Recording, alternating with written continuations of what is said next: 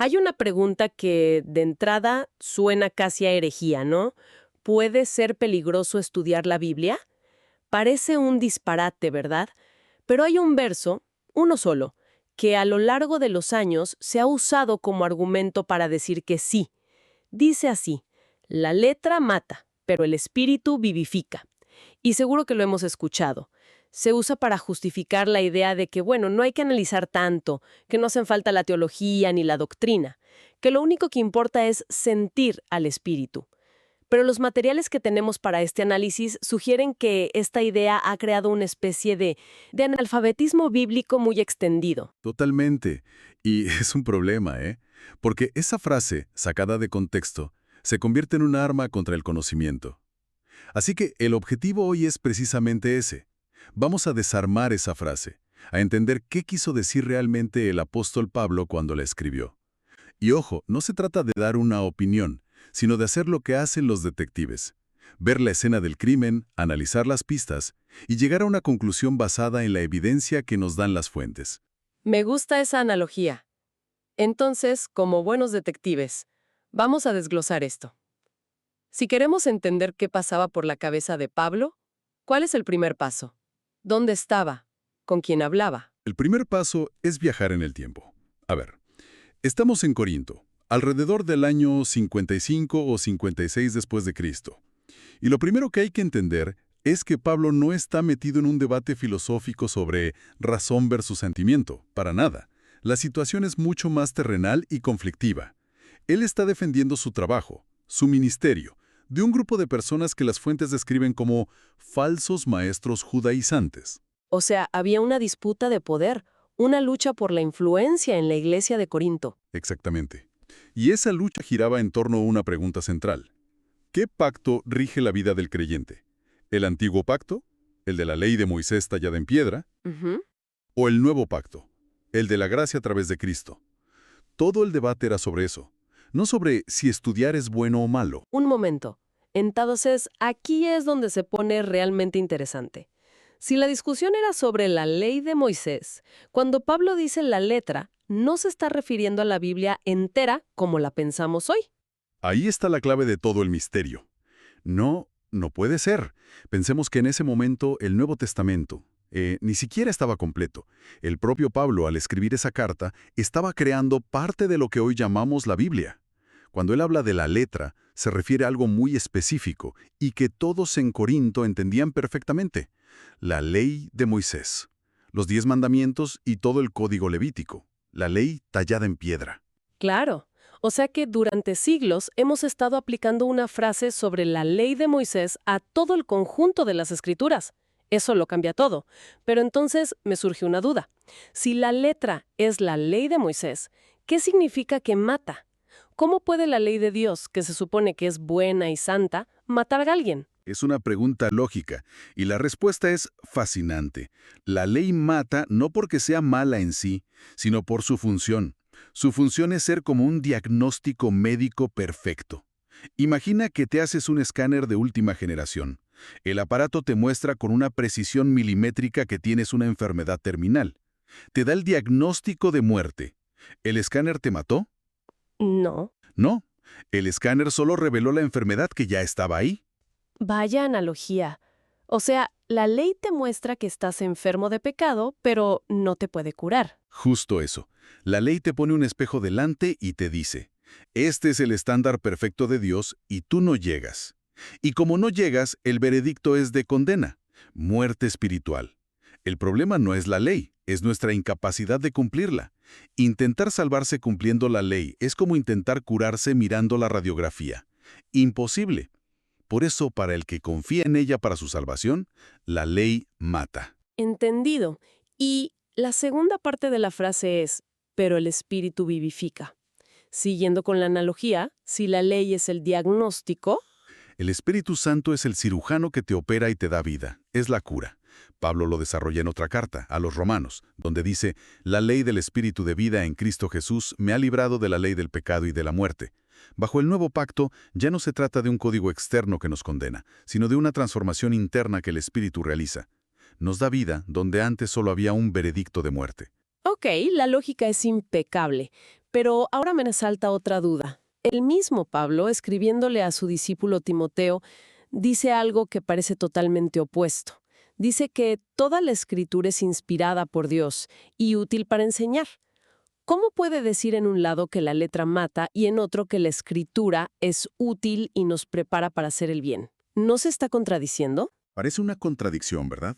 Pero en realidad es la pieza que confirma todo el rompecabezas. Si Pablo pensara que la letra que mata es toda la Biblia, entonces su afirmación a Timoteo sería un sinsentido absoluto. Sería como decir, este veneno te mata, pero úsalo porque es muy útil para tu salud. La única conclusión posible es que está hablando de dos cosas distintas. A ver, En Corintios, la letra es la ley mosaica usada como un manual de autosalvación, un camino que lleva a la frustración y la condena. En Timoteo, la escritura es la totalidad de la revelación de Dios, leída no para ganarse el cielo, sino para conocer a Dios, para aprender a vivir, para ser corregido, y todo esto iluminado por el mismo Espíritu Santo que le inspiró. Una cosa es un código legal que te condena. Otra muy distinta es una carta de amor de Dios que te guía. wow, eso es un cambio de perspectiva radical. Y me hace pensar, si la interpretación correcta es tan clara cuando se ve el contexto, ¿cómo es que la idea de no estudies, solo siente se ha vuelto tan popular? ¿Cómo se ve ese error en la práctica hoy en día? Pues se ve de muchas maneras, y todas son peligrosas. El error más grande es crear una falsa guerra entre la Biblia y el Espíritu Santo, como si fueran enemigos, como si para tener más de uno tuvieras que tener menos del otro. Y eso es absurdo, porque el Espíritu Santo es el autor de la Biblia. Nunca se va a contradecir a sí mismo. Es como decir que el arquitecto está en contra de sus propios planos. Exacto. Y esa idea lleva a despreciar la doctrina. La gente dice, a mí no me hables de doctrina, eso divide, a mí háblame de amor. Pero es que la doctrina es simplemente lo que la Biblia enseña, es el contenido de ese amor. Pablo le dice a Timoteo una y otra vez que tenga cuidado de la doctrina y que permanezca en ella. Una iglesia sin doctrina es como un barco sin timón y ancla, frágil, a la deriva y vulnerable a cualquier viento de falsa enseñanza. Y también mencionan las fuentes algo sobre la pereza espiritual, ¿no? Sí, y es un punto muy directo. Esta idea de la letra mata se ha convertido en la excusa perfecta para la pereza, para el maestro o predicador que no quiere hacer la tarea. No estudia, no se prepara, no investiga. Y llega a la plataforma diciendo, a ver qué me da el espíritu. Eso no es espiritualidad, es irresponsabilidad. El Espíritu Santo trabaja con mentes preparadas, no con mentes en blanco. La unción acompaña la preparación, no la reemplaza. Queda clarísimo. El espíritu y la palabra no son opuestos, son un equipo. Entonces, en una iglesia o en un grupo de estudio, ¿cómo se debería enseñar este concepto para no confundir a la gente? Porque muchos han crecido con esta idea de no pienses tanto, solo siente. Y criticarla puede sonar a que uno es poco espiritual o demasiado intelectual. Es un desafío sin duda. El enfoque debe ser constructivo, no destructivo. Lo primero es enfatizar lo que acabamos de decir. El Espíritu no reemplaza la palabra, la ilumina. Cuando lees la Biblia después de haber orado y pidiendo entendimiento, de repente párrafos que antes eran opacos cobran vida. Ese es el Espíritu trabajando. Son socios. Mm, Segundo, hay que aclarar que el nuevo pacto no borra la ley de Moisés, sino que la cumple. Jesús no vino a tirar la ley a la basura. Él mismo la resumió perfectamente en dos principios: amar a Dios con todo tu ser y amar a tu prójimo como a ti mismo.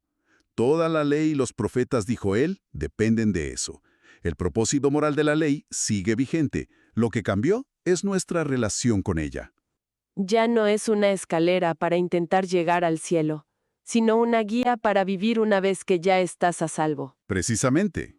Y ese es el corazón del mensaje, la gracia.